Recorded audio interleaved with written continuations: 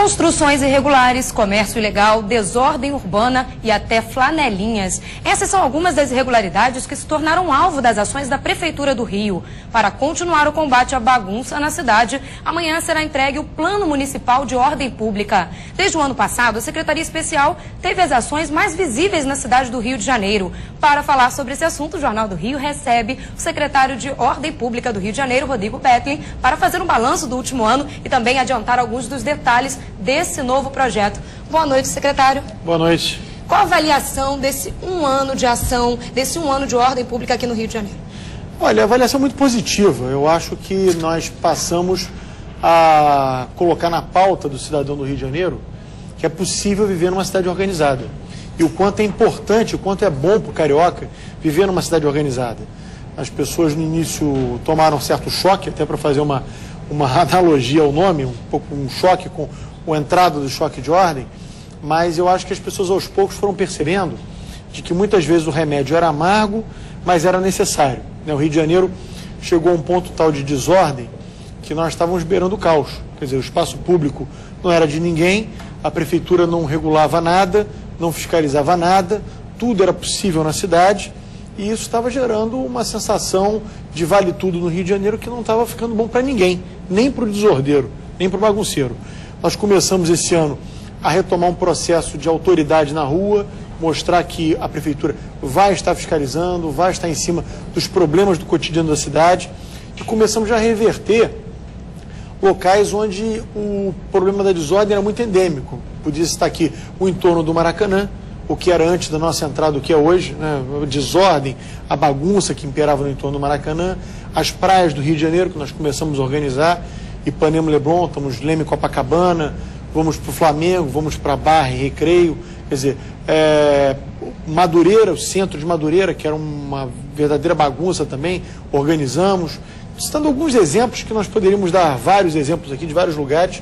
Óbvio que ainda há muita coisa a se fazer na cidade, é o início de um processo, não se reverte a desordem que existe na cidade há 30 anos, a cultura da desordem, não se reverte em 1 ano e 3 meses de ações, mas eu acho que nós estamos no caminho certo. O prefeito Eduardo Paes, quando criou uma Secretaria de Ordem Pública, eu acho que ele deixou claro à população que é uma ação que tem princípio, tem meio e não tem fim. Quer dizer, é uma ação contínua, que vai ser permanente até que a gente consiga entregar uma cidade do Rio para o Rio de Janeiro plenamente organizada.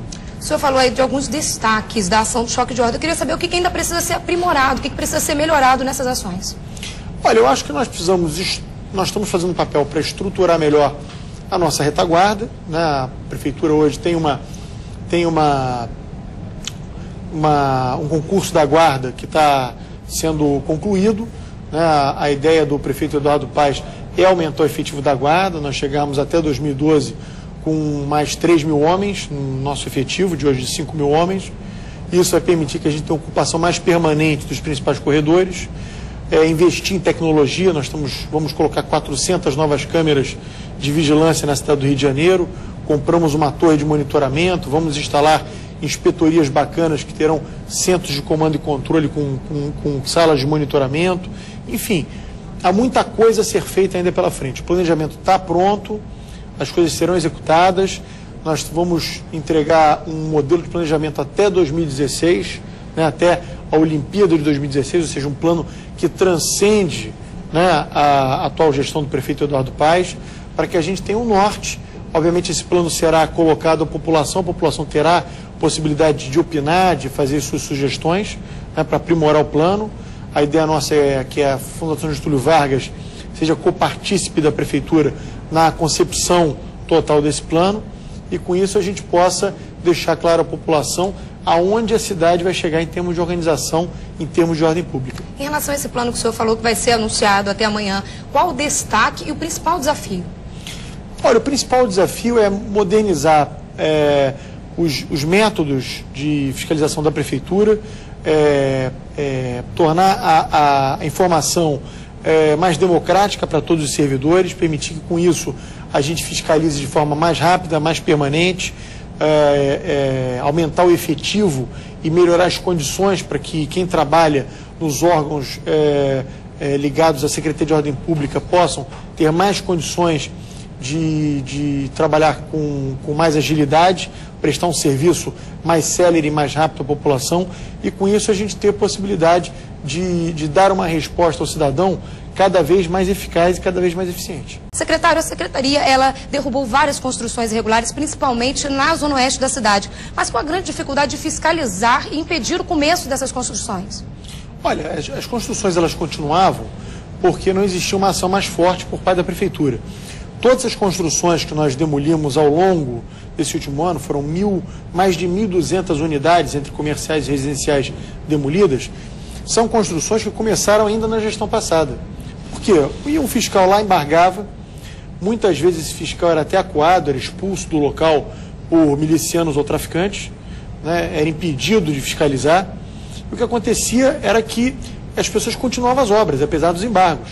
Quer dizer, várias dessas unidades que foram demolidas, elas já tinham processos de embargo anteriores, só que não eram cumpridos.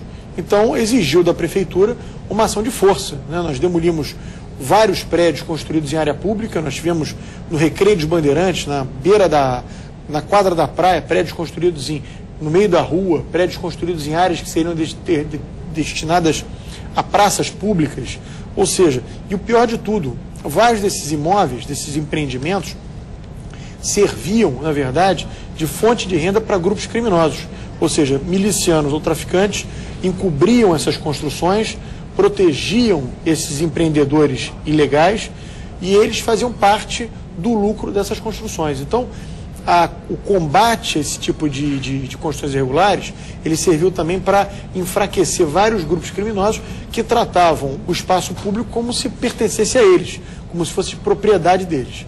O senhor falou aí da questão de grupos criminosos atuando em algumas regiões da cidade, complicando também a ordem pública da cidade. Em relação a isso, a gente pôde acompanhar nos últimos dias a ação dos flanelinhas, que foi combatida tanto pela Prefeitura do Rio, através da Secretaria de Ordem Pública, quanto pela Polícia Civil, nessa parceria contra a extorsão de motoristas. Eu queria saber se essas parcerias vão continuar entre o governo do Estado e até, possivelmente, com o governo federal.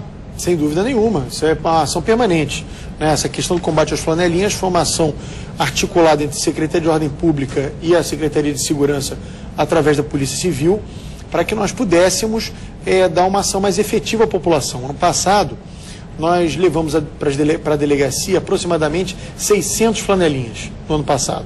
Só que, respondendo apenas por exercício ilegal da profissão, é uma contravenção penal, eles assinam e saem da delegacia. Hoje, a Polícia Civil montou um esquema junto conosco, nós estamos filmando, fotografando áreas onde a presença desses flanelinhas são permanentes, é uma presença permanente, e nós estamos com isso possibilitando enquadrá-los por extorsão e formação de quadrilha, que aí passa a ser um crime, ou seja, na medida em que ele seja pego em flagrante, e é importante a participação da população, é importante que a população denuncie, que a população, no momento em que for solicitada por um agente público, que ela vá à delegacia e dê parte desses marginais, para que o delegado de plantão possa fazer a prisão em flagrante, né? E esse sujeito não volte mais para as ruas para importunar ninguém. Para encerrar, eu queria saber do senhor, depois de um ano de tantas polêmicas, de tantas ações, o senhor acha que o prefeito Eduardo Paes indicou o senhor para o cargo porque ele era seu amigo ou seu inimigo? Eu acho que porque ele era meu amigo. Eu conheço o prefeito desde 93, começamos na política juntos. É uma pessoa que me honra muito ter trabalhado com ele esse período inteiro, né? Nos apoiou muito. É um prefeito que, no início, nós sabemos a pressão que ele sofreu para nós diminuirmos uma série de ações que nós vimos fazendo, principalmente de demolições de prédios construídos no Recreio, Rio das Pedras e outras áreas que envolviam muito dinheiro nessas construções.